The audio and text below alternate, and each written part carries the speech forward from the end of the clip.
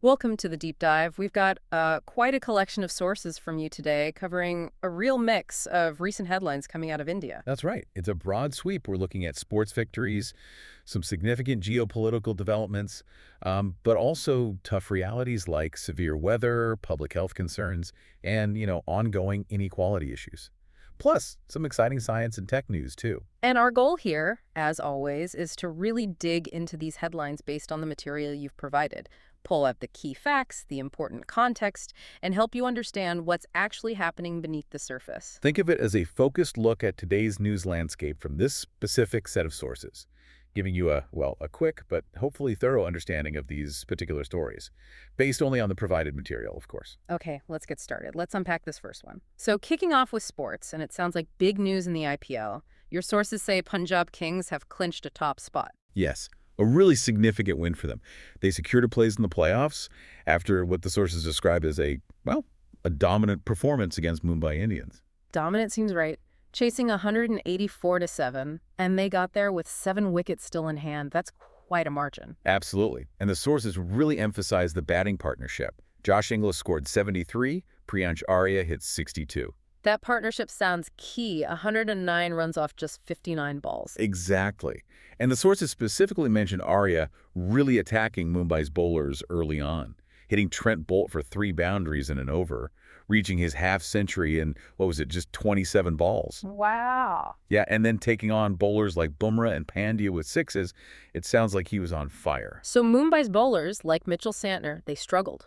It seems so. The sources mentioned Santner having difficulties, and they even had to pull Ashwani Kumar from the attack after a really expensive over. And the upshot, Punjab goes straight to qualifier 1. That's right, playing on Thursday for a direct route to the final. Meanwhile, Mumbai, the 5-time champs, they're now facing a do-or-die elimination match. So yeah, this result really heats up the playoff picture based on these sources. Okay, quite a shift now. Moving from cricket to national security. Your sources mention a significant disclosure from India's External Affairs Minister S. Jaishankar. Yes, this is interesting. He apparently revealed that the U.S. provided intelligence about a major planned attack from Pakistan. Intelligence that informed India's response. That's what the sources indicate, yes. Crucial information for their strategic planning. And this came up in a specific context, a parliamentary committee meeting. Right, a meeting focused on cross-border terrorism and something called Operation Sindoor. Operation Sindoor, what's that about? Yeah. The sources clarify later that Operation Sindoor was India's targeted response, hitting terror sites after a recent attack in Pahalgam. Okay, got it. So back to the minister's comments. He stressed, according to the material, the need for precision when targeting terror infrastructure. And there's a very direct quote cited about India's policy. Which it was. If Pakistan fires, India will respond. If Pakistan stops, India will cease fire. A clear message. And this isn't just an internal stance. They're telling other countries this too. Apparently so. Communicating it consistently to foreign governments. The sources suggest this highlights India's security approach, strategic, measured actions, and its diplomatic messaging. And the mention of U.S. intelligence. That points to international cooperation. It certainly suggests a level of cooperation in dealing with regional security threats, at least according to the information provided here. Sticking with diplomacy, but focusing on counterterrorism outreach. Your sources cover an Indian delegation visiting Kuwait. That's right. An all-party delegation, led by Majayant Panda from the BJP. Kuwait was the second stop on a 4-nation tour. And the goal was strengthening international cooperation against terrorism. Precisely. And it's noted in the sources that Kuwait was actually one of the first countries to condemn that Pahalgam attack we mentioned. Their top leaders sent condolences. So what happened during the visit? Well, in meetings, for example, with the Deputy Prime Minister Sharida Abdulasa al-Mawshirji, the Indian delegation talked about India's approach, this zero tolerance and new normal regarding terrorism. And they specifically mentioned Operation Sindoor. Yes, citing it as an example of their precise, targeted response. They also met with the Indian community there. They did. And the sources say the community showed strong support for Operation Sindoor. Interesting. And there was also a special discussion involving Kuwaiti civil society members and influencers. The takeaway, according to the sources, was a reaffirmation of the India-Kuwait strategic relationship and a shared view on the need for global action against terror. Okay, let's pivot now to the Indian economy. And the sources here present, well, a bit of a paradox. India's growth is booming, 4th largest economy. Yeah, that's the headline figure. A major milestone in terms of overall national GDP size, definitely significant on the world stage. What's usually up, but There is, according to this material. It immediately contrasts that with a statement from an analyst, Hardik Joshi. He points out that despite this large GDP, over half the population struggles to afford 3 basic meals a day. wow. That's a stark contrast. It really is. And the sources kind of double down on this by mentioning India's ranking on the 2024 Global Hunger Index, Which is 105th, which places it behind nations with significantly smaller GDPs, like Nigeria and Kenya, for instance. And there was that quite extreme claim mentioned from Joshi, too, about removing the top 1%. Right. Now, whether you agree with that specific calculation or not, the point the sources seem to be making is that there's a major disconnect. A disconnect between the national economic success story, measured by GDP, and the lived reality, the basic well-being, of a very large number of Indians. So it raises big questions about wealth distribution. Exactly. And how inclusive this growth actually is. That's the core issue highlighted in these particular sources. Okay, from the economic picture to immediate physical challenges, let's talk weather. Sounds like things are pretty intense in several states. Yeah, intense is definitely the word. Heavy rains are causing significant problems across multiple regions. Red alerts were issued for Karnataka, Maharashtra, and Goa. Red alerts, that's the highest level, right? It is. And we're seeing reports of intense downpours, especially in coastal areas like Mumbai and Bengaluru. There's flooding, waterlogging, mentions of Mumbai's Khar neighborhood being badly affected. And Kerala. Kerala is facing worsening flood conditions, apparently. Relief camps have been opened. And tragically, the sources mention the chief minister's office reporting at least 4 deaths due to the rains there. Oh, that's terrible. Yeah. And Pune district in Maharashtra also reported 3 rain-related fatalities. And it's not just those areas with red alerts, orange alerts elsewhere. That's right. Orange alerts are up for many other states, too. Rajasthan, Himachal, parts of the south, more of Maharashtra. It's quite widespread. So emergency teams are out. Yes, emergency response teams are deployed, and authorities are advising people to be vigilant.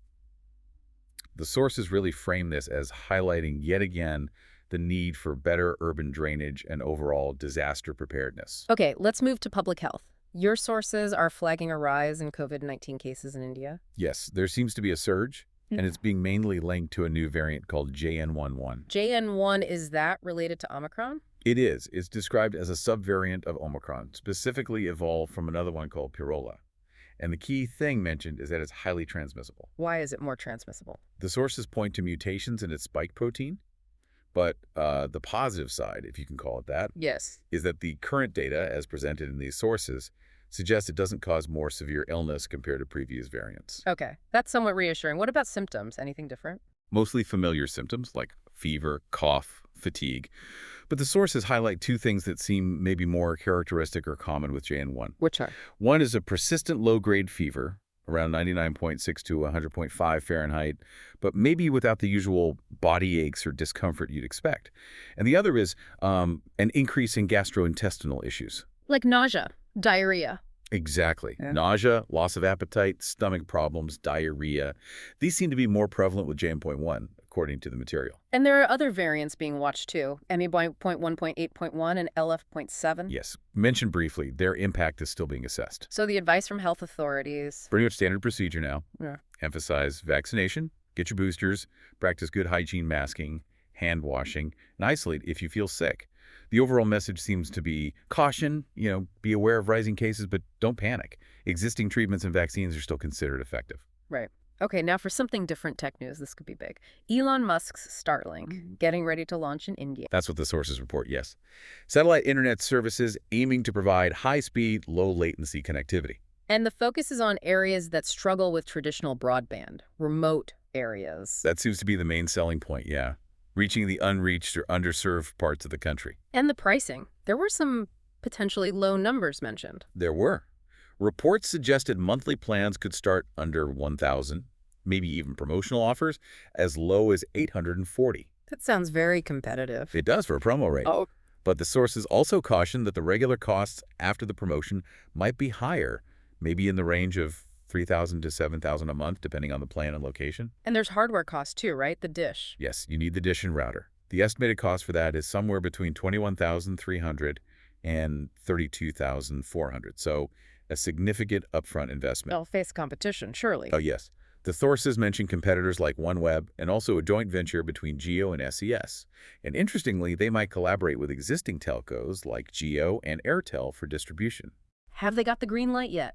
Approvals. They've received a letter of intent from India's Department of Telecommunications, which is a significant step. But final approvals are apparently still needed. Still, the sources frame this as potentially revolutionary for connecting rural and remote India. Okay, back to geopolitics briefly, but this time looking at the information side of things. Amayam Chief Asaduddin Owaisi. He had some strong words for Pakistan. He did. The sources highlight him criticizing Pakistan's prime minister and army chief quite directly, About what specifically? about them allegedly using a fake image to portray something called Operation Bunyan as a big victory against India. A fake image. Apparently so. Yeah. According to the sources, Owaisi pointed out that the image they used was actually from a Chinese military drill from way back in 2019. Oh dear, he had a quote about that, didn't he? Yes, nakal karne ke liye akal chahi, which, roughly translates to, you need brains even to copy something properly. A pretty sharp comment. Where did he say this? He was speaking to the Indian diaspora in Kuwait, and the sources connect these remarks to India's efforts to push back against Pakistani propaganda, especially concerning Operation Sindoor, that counter-terror operation we talked about earlier. So this whole incident, it highlights the misinformation aspect. Exactly. The sources mention it sparked online ridicule, but more broadly points to the ongoing tensions and, the battle against disinformation in this digital age. Now let's talk about a tech advancement that ties back to the weather challenges we discussed. India launching the Farad Forecast System, BFS. Yes, this sounds like a really significant development in weather forecasting. It's a new, high-resolution prediction model Developed where? by the Indian Institute of Tropical Meteorology in Pune. And the key improvement, the big step forward, is the spatial resolution. It's much finer resolution. A much finer, down from 12 kilometers to 6 kilometers, which allows for forecasts down to the village level. 6 kilometers! That is incredibly detailed. What difference does that make in practice? Well, according to the sources, it improves the accuracy of predicting extreme rainfall by 30%.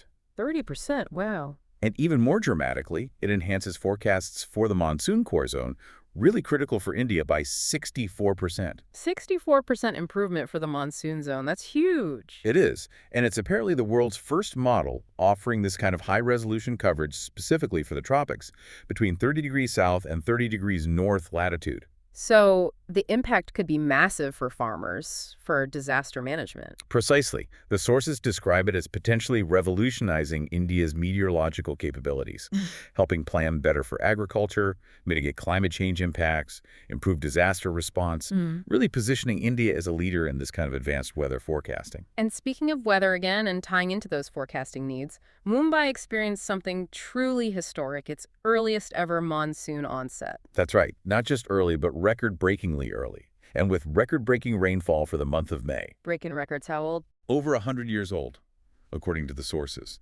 One observatory, Kolaba, recorded 439 millimeters in May, smashing a record from 1918.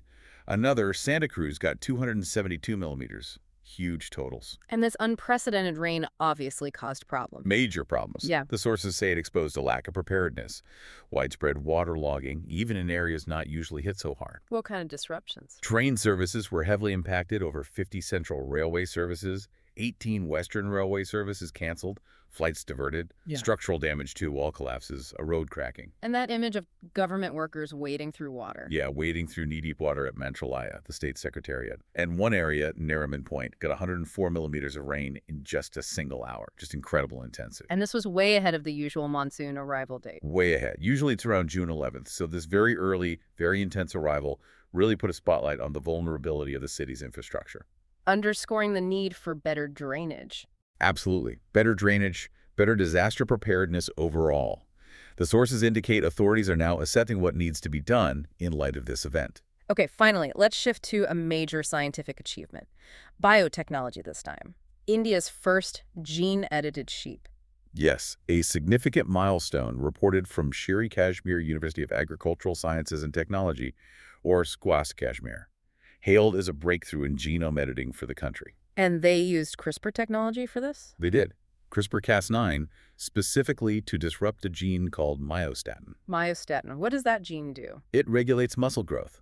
So by disrupting it or knocking it out, they've managed to increase the muscle mass of the sheep by about 30%. A trait found elsewhere but not naturally in Indian sheep. Correct. Found in some European breeds. And the sources emphasize this method is precise and safe. It doesn't involve adding foreign DNA, just editing the existing genes. And this comes after India recently released gene-edited rice. It does seem to indicate growing expertise in this area, yes. What's the potential impact seen here? The vice chancellor at SCOS Kashmir, Dr. Nazir Ahmad Ghanai, is quoted talking about revolutionizing livestock genetics to boost food security. And SCOAST has history here. They cloned India's first Pashmina goat, remember Nuri, back in 2012? Ah, yes, I remember hearing about that. So they're building on that expertise, aiming to create a facility that combines gene editing, vaccine development, stem cells. The works. So, a big step for sustainable livestock farming in India. That's how it's being framed. A significant advancement using biotech for agricultural growth, while, the sources note, following international biosafety rules. Wow, okay. That really was a whirlwind tour through these headlines from India, based purely on the sources you provided. Quite a range. It really is. From, the excitement of a cricket win and complex diplomatic moves to the stark realities of economic inequality, the sheer force of extreme weather, public health challenges, and then these cutting-edge advancements in science and tech. It's fascinating, isn't it, how these seemingly disconnected pieces, a sheep, a monsoon, a diplomatic trip, a cricket match, satellite internet, they all come together to form this dynamic, complex picture of India right now. Yeah, you see this incredible pace of technological progress happening right alongside these really deep-seated humanitarian challenges. And then there's the constant balancing act of international relations and regional security. So when you step back and look at all this, what's the feeling it leaves you with? It really makes you think about how interconnected everything is. Absolutely. How climate impacts the economy, how technology affects health or communication, how security ties into diplomacy and even information itself. It sort of poses a fundamental question, doesn't it? Based on everything we've just discussed from these sources. Which is, In a nation undergoing such massive shifts on so many different fronts at the same time, technological, environmental, economic, social security, how do you ensure that progress is shared, that it's truly inclusive and resilient for everyone? that's a really important question to ponder. How do advancements in one area translate into real improvements across the board, especially for those facing the biggest challenges? Definitely a lot to think about there. We hope this deep dive, based entirely on your sources, gave you some valuable insights and maybe sparked some curiosity to explore these topics further.